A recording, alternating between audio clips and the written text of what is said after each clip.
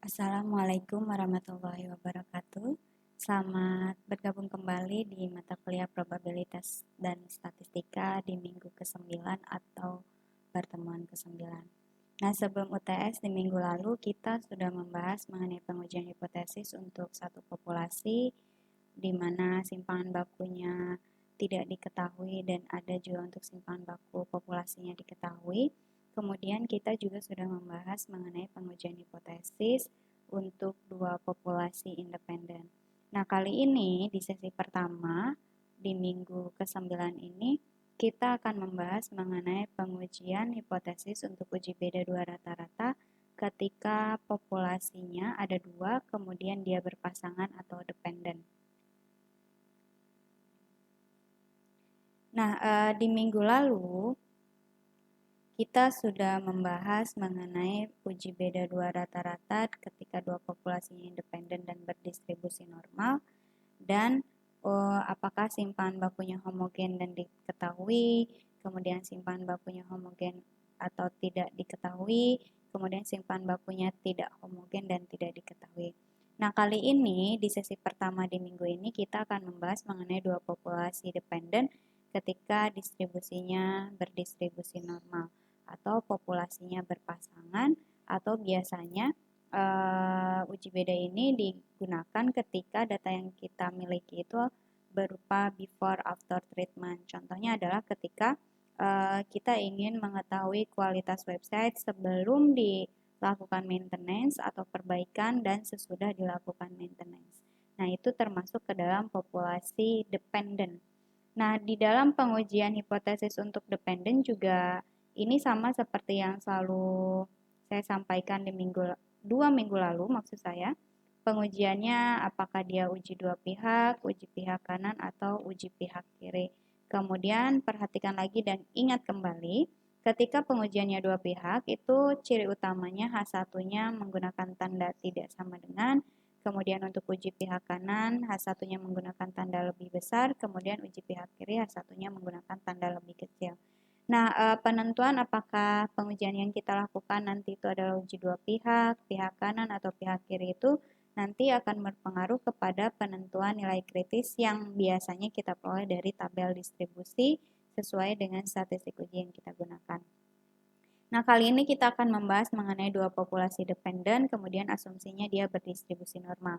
Jadi, ketika data yang Anda miliki, walaupun dia berpasangan before after treatment, tapi dia tidak berdistribusi normal, itu tidak bisa menggunakan statistik uji yang ini.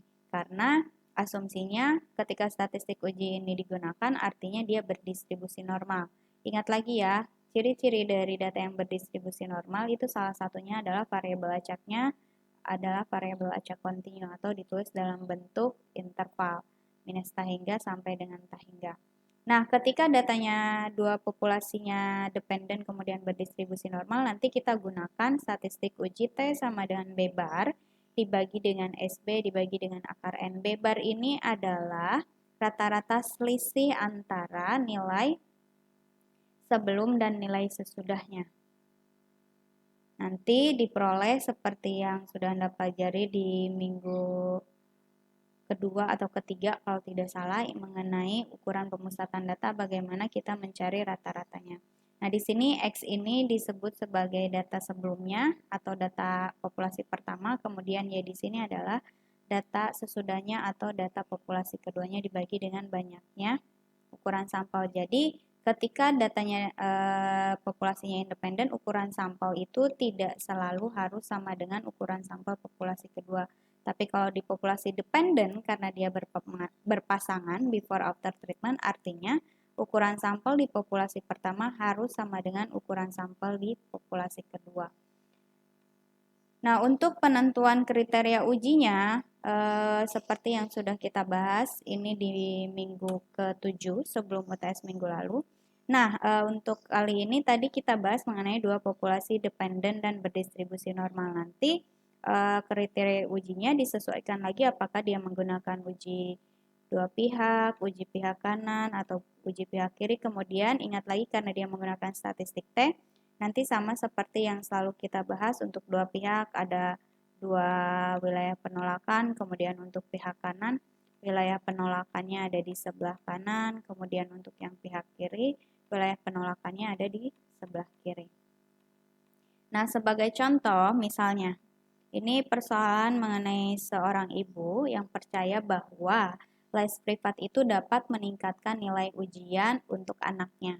Nah, untuk itu dilakukan pengamatan terhadap 10 mata pelajaran yang diikuti oleh anaknya sebelum dan sesudah mengikuti les privat. Jadi, satu objek, satu orang ini diukur dua kali untuk 10 mata pelajaran. Anak ini diukur nilainya untuk 10 mata pelajaran sebelum dan sesudah mengikuti les privat yang tadi. Nah, ingat ketika les privat ini dapat meningkatkan nilai ujian, artinya nilai sesudah mengikuti les privat seharusnya lebih besar dibandingkan nilai sebelum mengikuti les privat. Nah, datanya seperti ini. Nilai sebelum untuk mata pelajaran pertama, kedua, ketiga, sampai dengan ke-10. Kemudian ini adalah nilai sesudah mengikuti les privatnya. Nah, dari data ini katanya apa yang bisa kita simpulkan? Apakah kita kepercayaan ibu tersebut mengenai les privat dapat meningkatkan nilai ujian anaknya itu dapat diterima atau tidak? Yang pertama, ingat ini adalah data populasi dependen, artinya berpasangan, nilai sebelumnya 30, nilai sesudahnya 31. Sehingga kita harus cari dulu nilai selisihnya atau bedanya. 30 dikurangi 31 adalah minus 1. 21 dikurangi 22, minus 1 sampai dengan yang terakhir, minus 20. Nanti nilai selisih ini Anda cari rata-ratanya berapa, diperolehlah B bar.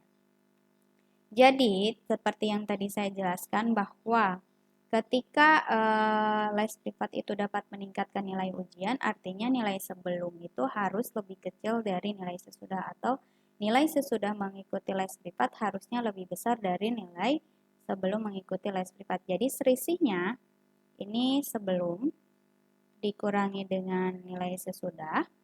Kalau misalnya dia sama dengan 0, artinya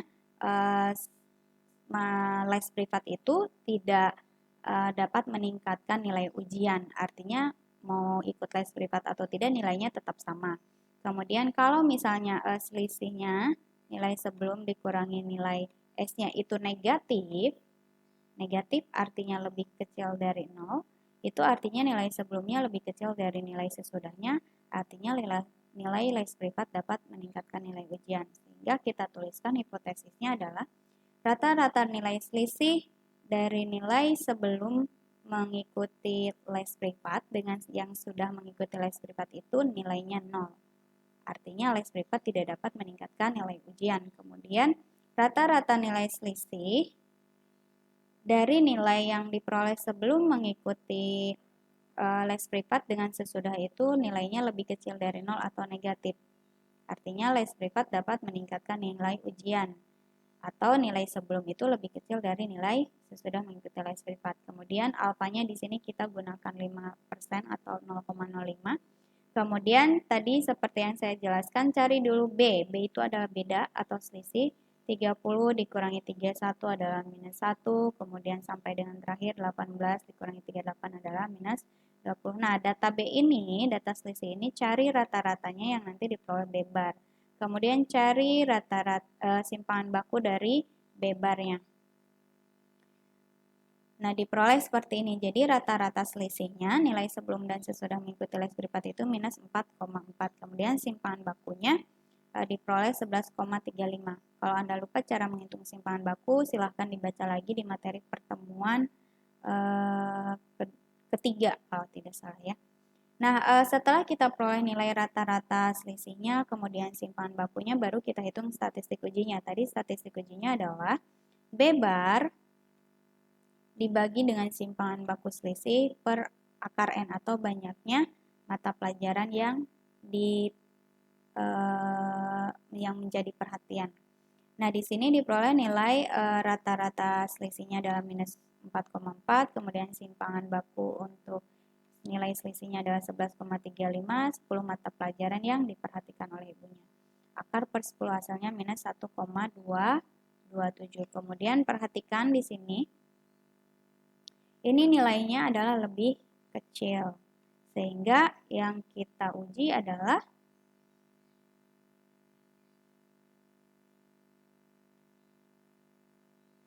uji pihak kiri. Nah, di sini kita peroleh nilai kritisnya. Ingat, nilai kritis itu adalah T alfa, DF. DF-nya itu adalah N dikurangi dengan 1. Kemudian karena dia satu pihak, sehingga alfanya tidak dibagi 2. Nah, ini Anda cari lagi di tabel distribusi T yang sudah saya jelaskan di minggu ke-7. Nah, diperoleh nilai kritisnya adalah minus 1,83. Karena di sini ada di sebelah kiri wilayah penolakannya, di sebelah kiri karena dia uji pihak kiri.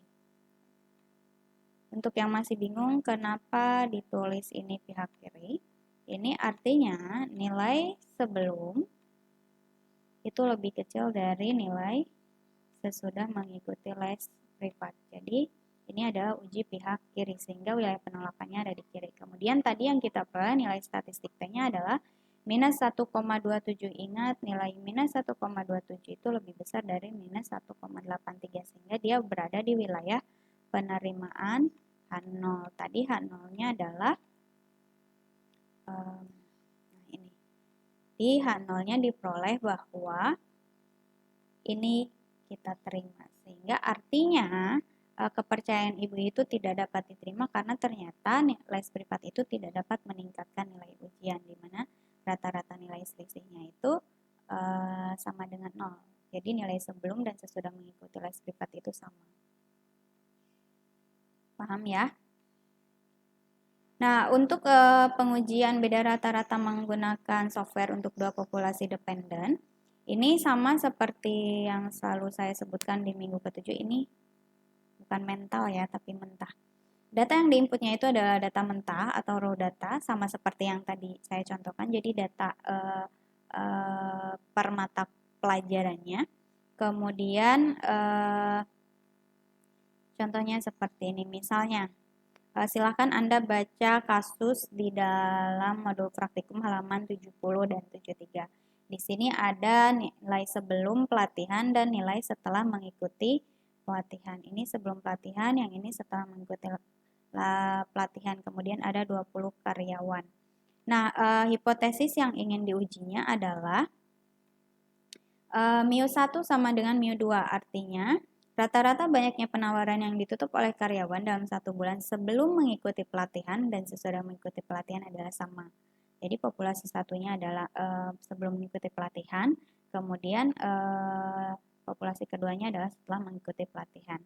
Nah, hipotesis satunya adalah mu1 tidak sama dengan mu2, artinya rata-rata banyaknya penawaran yang ditutup oleh karyawan dalam 1 bulan sebelum mengikuti pelatihan dan sesudah mengikuti pelatihan tidaklah sama.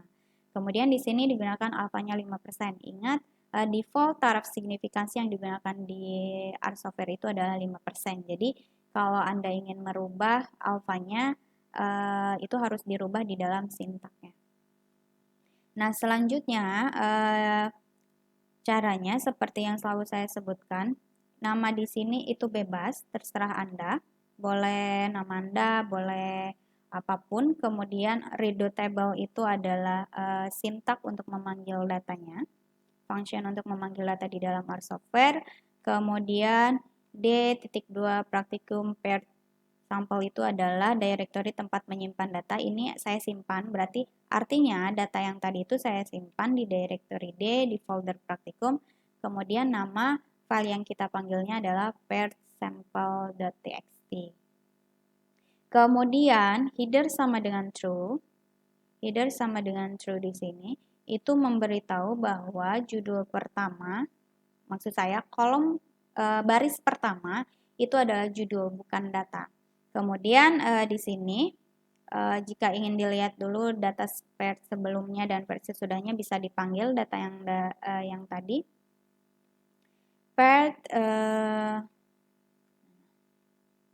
Paired dollar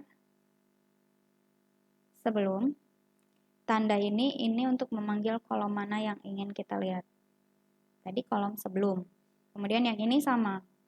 Ini ingin melihat kolom sesudahnya. Panggil ini data sebelumnya, sebelum mengikuti pelatihan. Yang ini data sesudah mengikuti pelatihan. Kemudian untuk menguji hipotesisnya gunakan t.test, kemudian data sebelumnya Anda tuliskan. Tadi kan di kolom